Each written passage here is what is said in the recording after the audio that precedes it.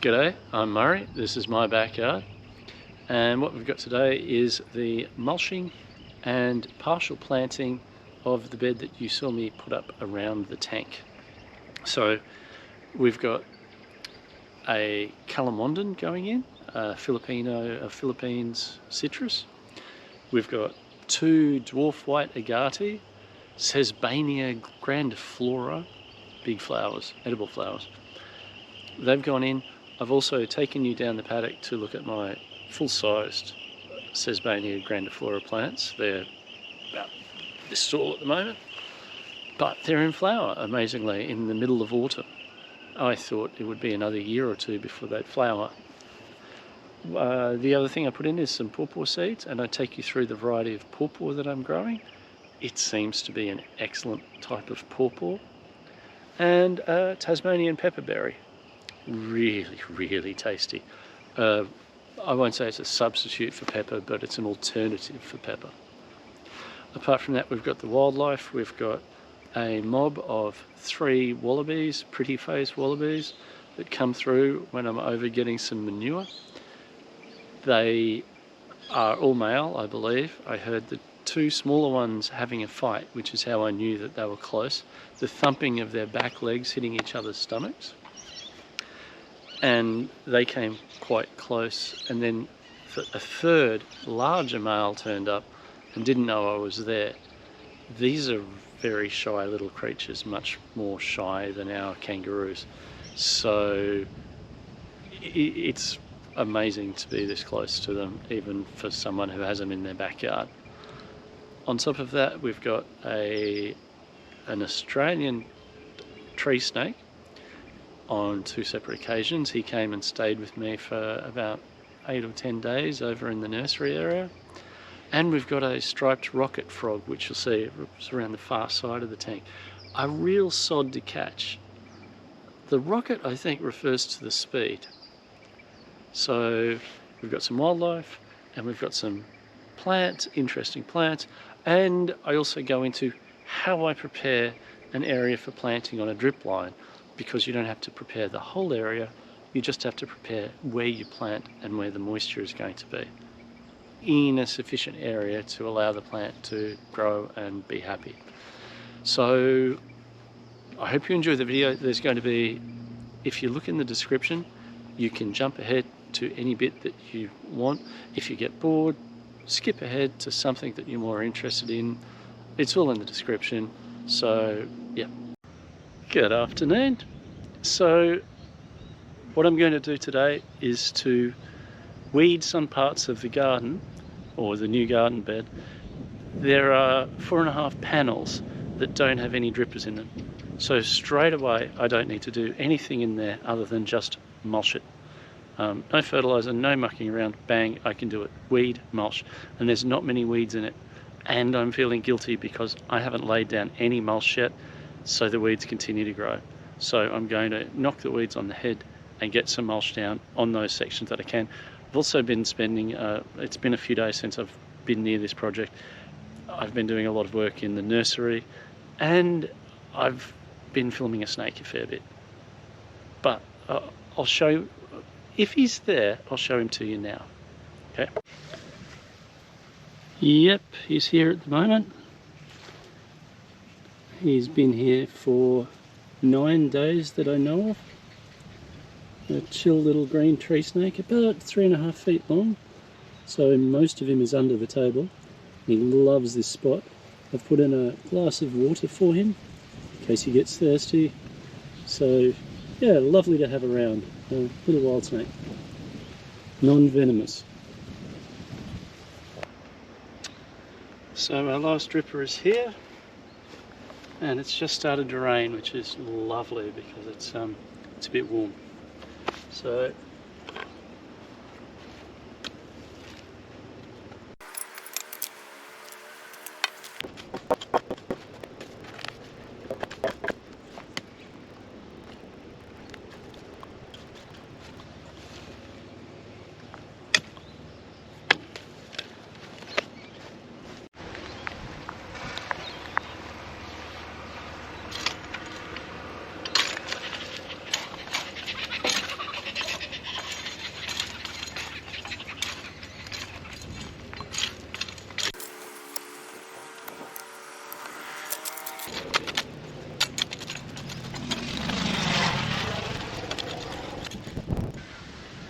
This is an oscillating stirrup hoe.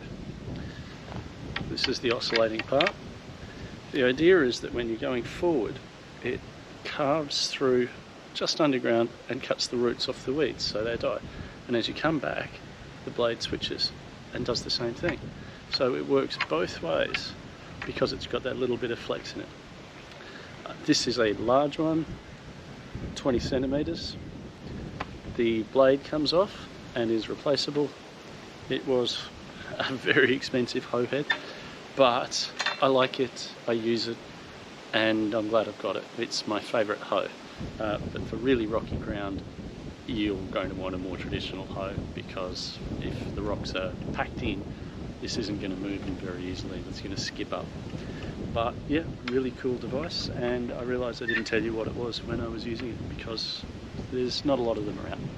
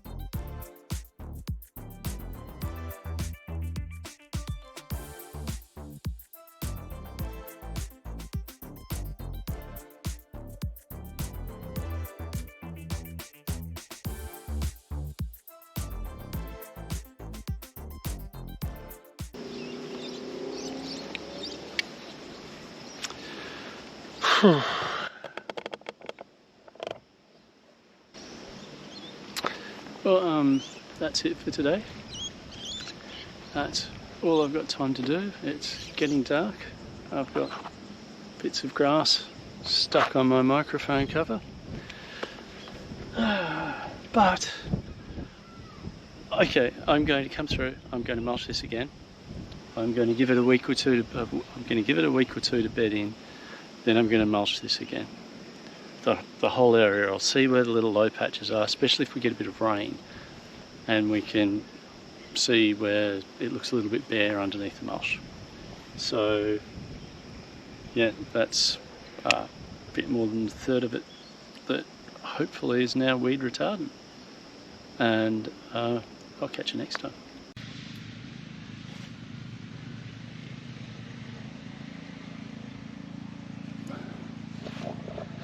That's such a cute snake. So we've got 98 mil of rain overnight. That's a little bit under 4 inches. And so the weeds are going to go crazy. So my job now is to try and get that garden bed sorted. It's going to take a while. I'll see you over there in a minute. So I use these as strippers. They're actually little sprays. It's an adjustable head. And there's a couple of problems with them, but I've got hundreds of them, so I'm going to keep using them. So the bases of those drippers or sprayers are good, they last forever, but the tops turn white and brittle with age, and at some stage it's going to be so weak this whole top section is just going to shoot off and you're going to be left with water squirting out. So what I do with that is I just take the top off one of the spares, put it on the hose and wait for that one to rot out too. So I've got hundreds of them. I'm going to use them till I'm done, but then I'm going to look at something better, maybe a little tap system.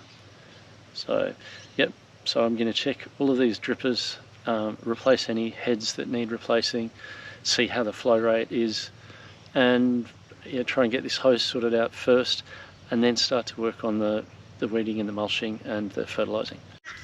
So we're pretty good.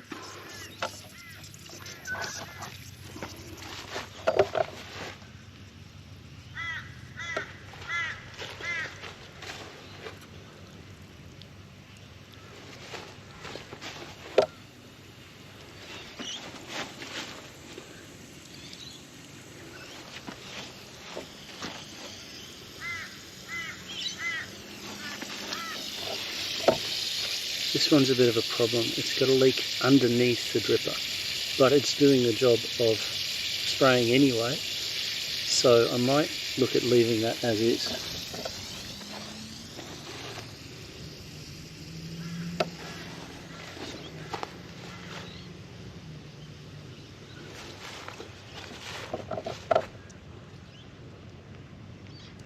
Okay, problem child. This one may be blocked.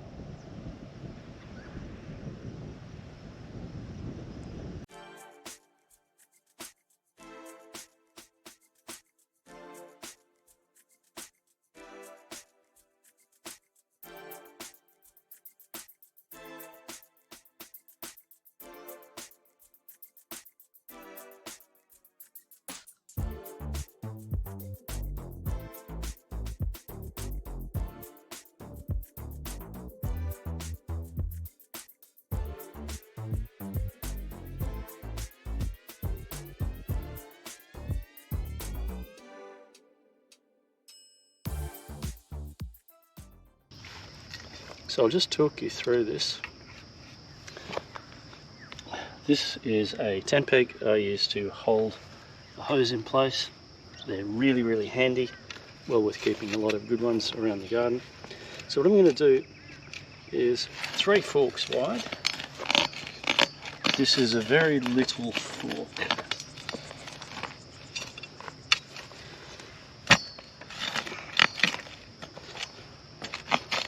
It's also incredibly sturdy.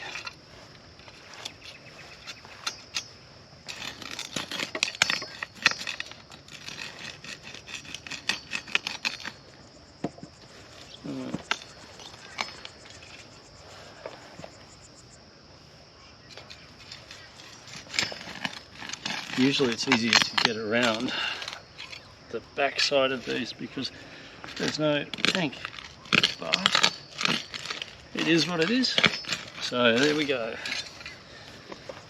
Right.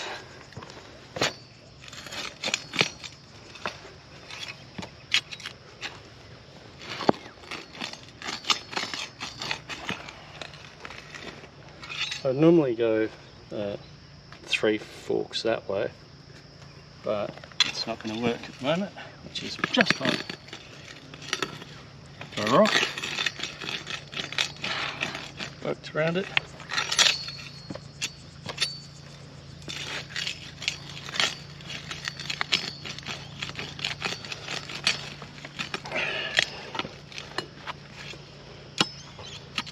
There's a big lump of something in there. Doesn't really matter though. So loosen the middle up a bit.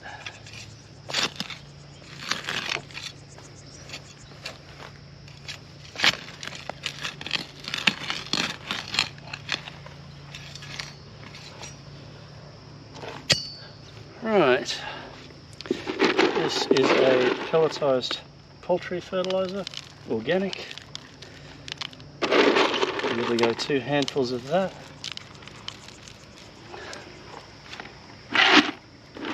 Is a pelletized seaweed-based fertilizer. It's a mild fertilizer. Bit less of that, 1.5 handfuls.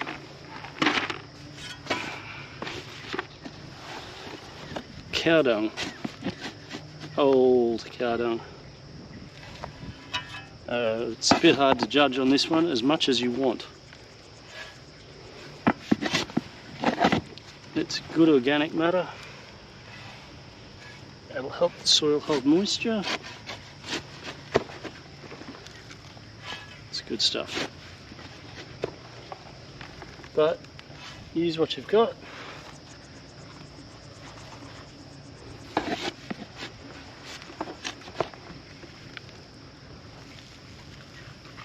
Right, that'll do.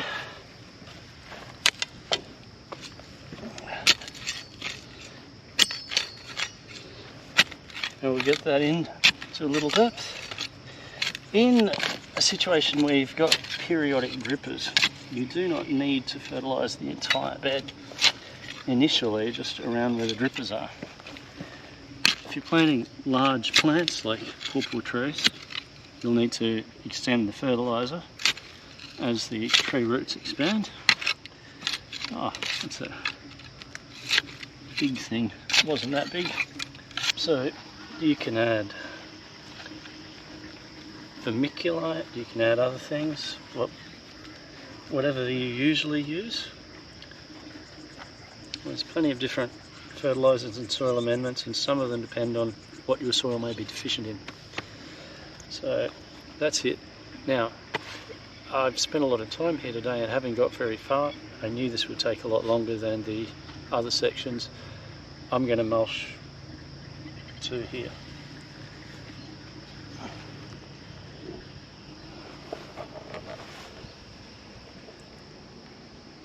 Which is 1.5 segments, or 1.5 boards really. So yep, let's get that done. What I'm going to do with this one, the first of the, well, the last of the drippers really, I'm just going to turn it right off and ignore it, because I'm not going to be able to move. Oops, top came off it. So I'm going to have to replace that dripper. I'm not going to be able to move this lump of concrete or that lump of concrete there. So I'm going to put something in over here or just here whenever I get around to it. So I'm not going to prepare this patch of soil the way I prepared this patch of soil here.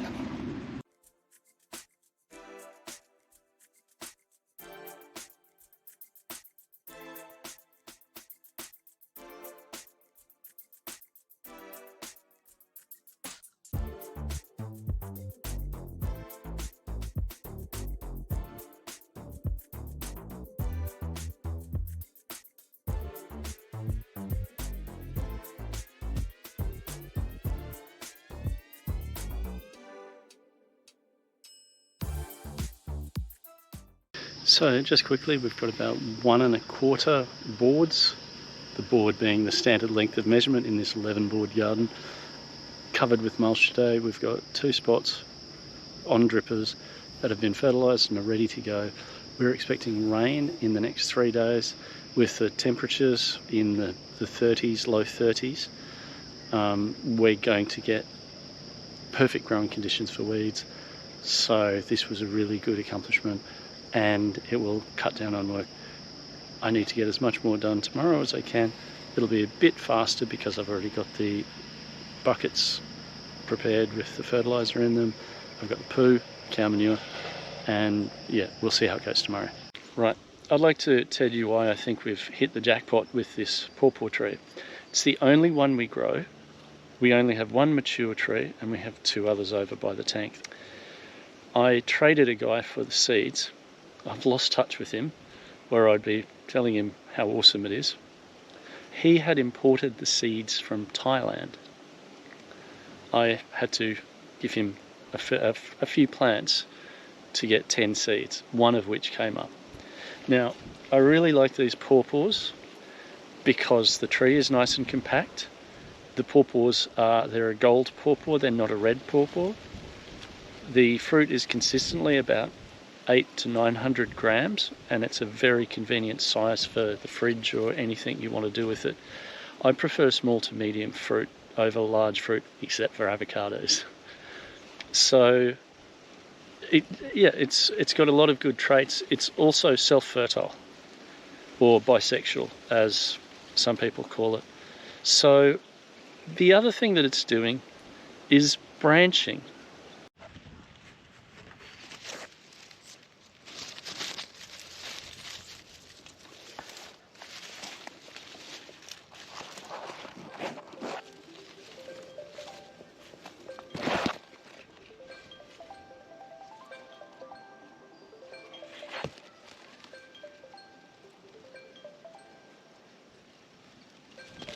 The pawpaws by the tank look as prone to branching as their parent. And branching is desirable because you can get many more fruit off a multi-branch tree than off a single trunked tree. Here's the smaller of the 2, and I'm definitely thinking they're throwing true to the parent. So if we can keep this seed pure, we can keep this strain of pawpaws growing for as long as we want. So nothing's happened out by the tank for quite a while, but it's time to plant some plants. I'll take you for a quick walk around and then tell you the plan. Actually, here is going to be a female pepperberry, and then a male, and then another female, and we're past that now. I haven't dug and prepared areas around here and haven't put the drippers on, so that area is yet to go. We are coming up on our first pawpaw, which has actually set a fruit, perhaps. It looks like it. So that will be its first fruit. So what we're going to do at the next dripper from the pawpaw tree, the second one, is a white flowering agati, which is blown over, followed by another white flowering agati. Now these are supposed to be dwarf types. I'll show you what an agati is tomorrow and put it on immediately after this video. Here on this stripper it's going to be some pawpaw seeds, and here on the last stripper before the other popular tree is going to be calamondin, which is a citrus very popular in the Philippines. Very juicy, very tasty, a little bit acidic, but very palatable. So, better get started. So we've already done most of the soil amendments, ready for planting.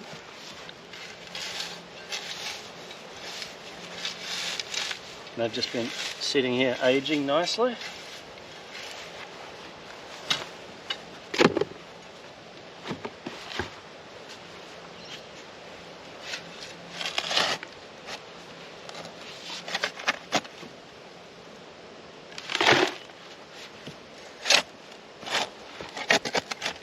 Soil's still soft.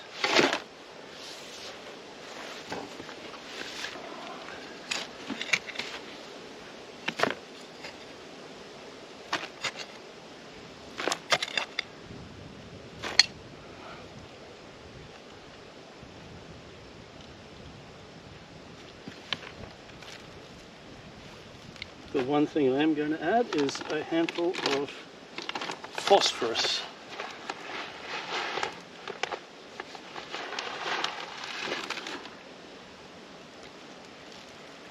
This is organic phosphorus. It will help plants establish vigorous root systems.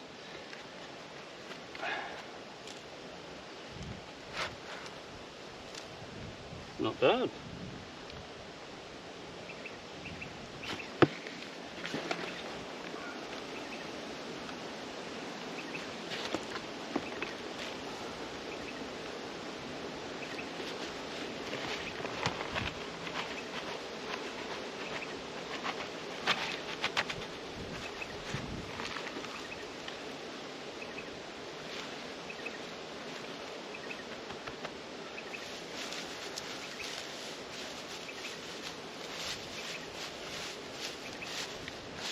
How easy is that once you've already prepared your soil? Right.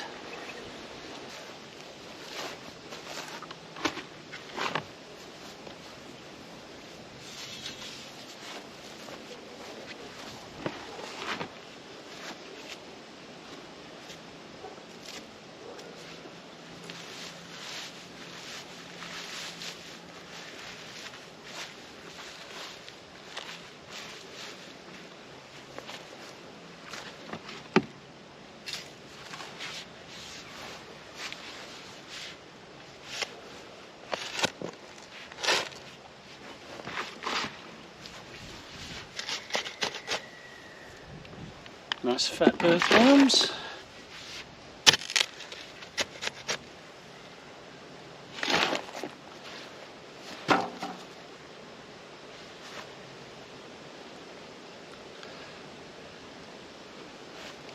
It's really amazing to think that North America had no earthworms before European colonisation.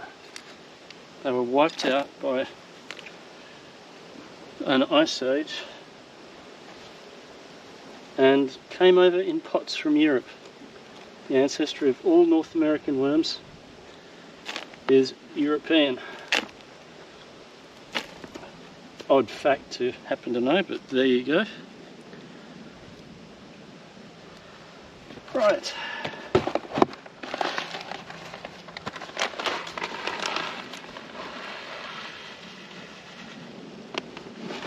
When I say a handful, it's not a real handful.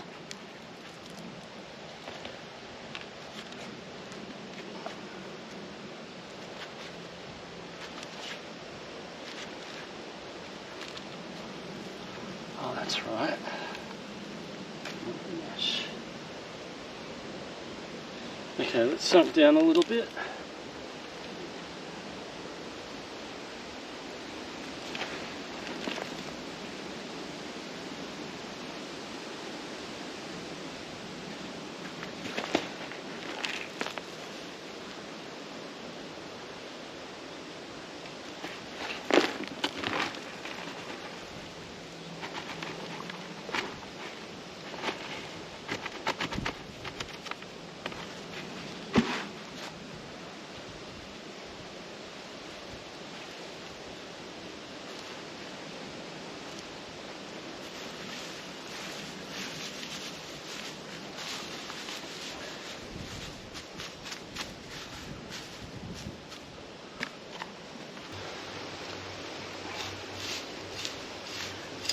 So I'm going to plant way more than one pawpaw seed here.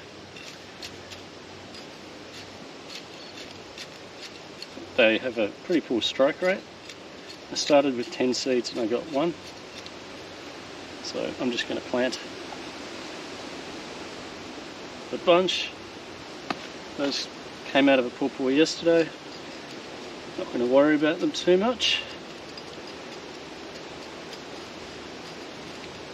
And I'm going to thin those to a single plant. Assuming we get more than one up. Assuming we get any up. So, this guy is also known as calamasi. I just call it calamondin because that's how I first heard of it. It's very popular in the Philippines. It's got nicknames like Philippine lemon and Philippine lime.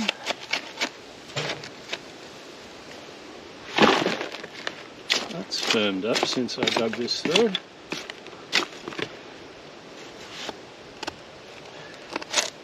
It's a handy little citrus. It's, like I say, it's a bit sour, but not extremely so.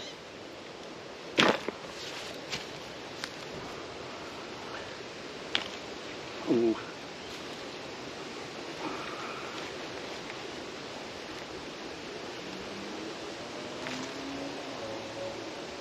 That's gonna do.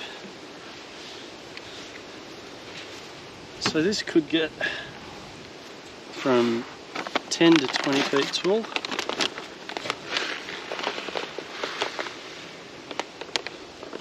So it could be quite a large plant.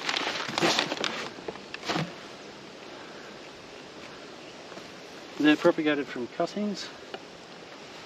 There is kumquat in its ancestry somewhere, apparently. I don't know. I've never met its parents. But that's what they tell me.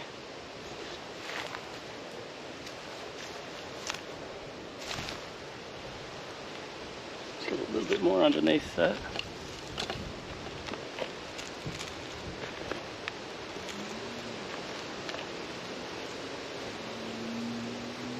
I think it's going to like it here. Certainly a lot more than that pot that's way too small for it.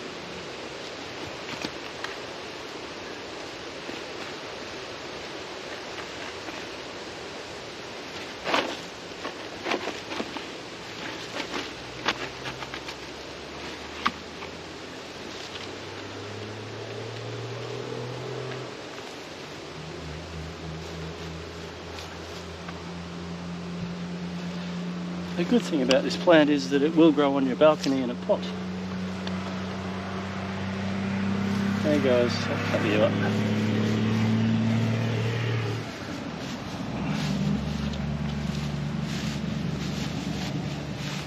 And you don't need a 20-foot tall balcony just to be able to grow it.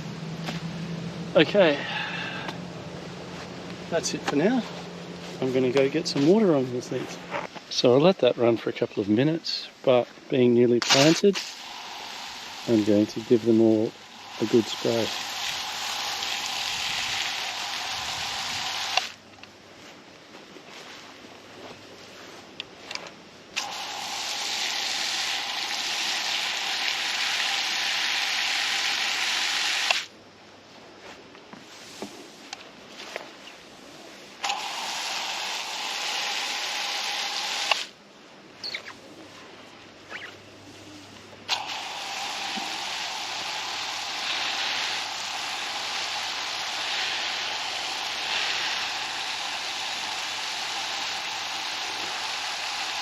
These calamondin are pretty cool fruit trees. I like them. You can use the fruit straight on fish. I've been cooking mussels with the juice in the pan as the citrus element, and they're very nice.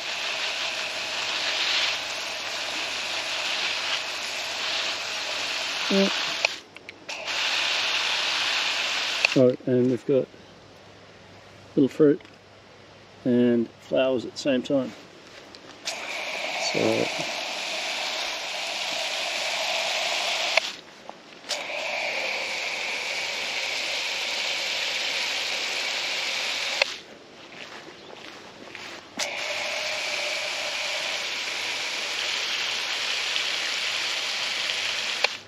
right, that's it for this instalment. So here's one of my agati. It's about navel height. Looks like the ants are enjoying it. This is Sesbania grandiflora, which usually means big flowers. So the flowers are pretty large. They are eaten. You steam them or throw them into a stir fry. And I'm pretty amazed that this plant has flowered for me, considering we're halfway through autumn. It hasn't been in the ground that long, and it's a small tree at navel height. So I'll go into it in more detail later.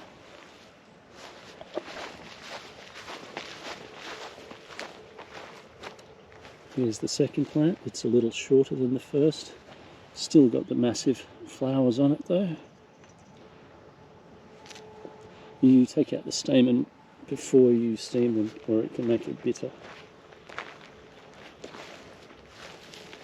So yep, pea-like flowers.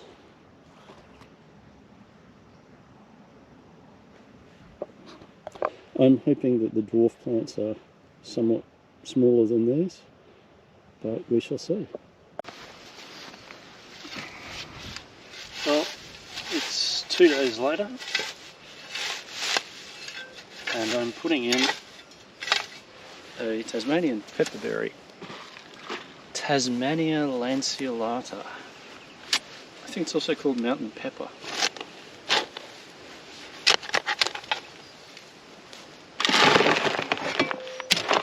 These are delicious. They've got a bit of heat to them and a lot of flavour. It's incredibly hard to describe it.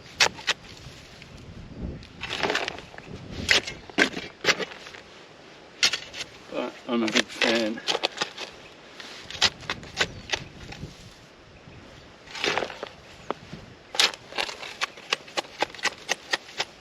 So you need a male and a female to get any fruit. And this one's a girl.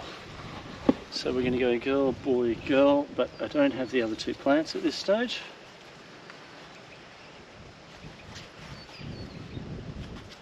So we're just going to go girl, I guess.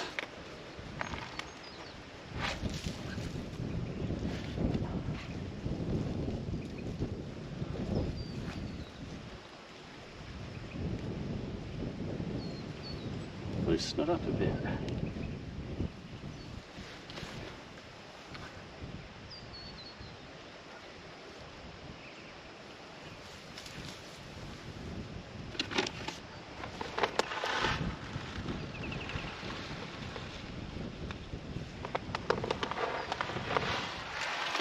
Phosphorus.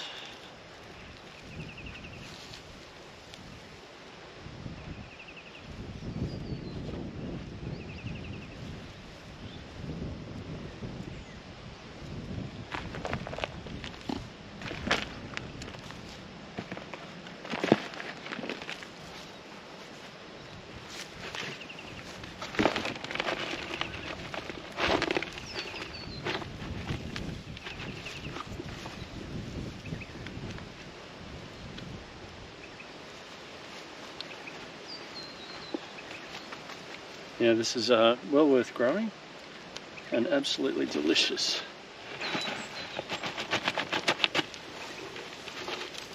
It's supposed to do well in our district, and we're a long way from Tasmania.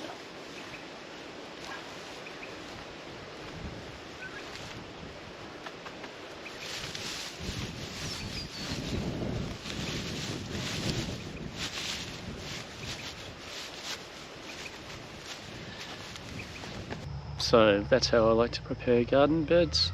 I've got a fair few more spots for plants to prepare around the tank, and I have to extend the hose, and Well, if I don't have a planting plan, there's not a lot of point to waiting until I do in order to continue this video.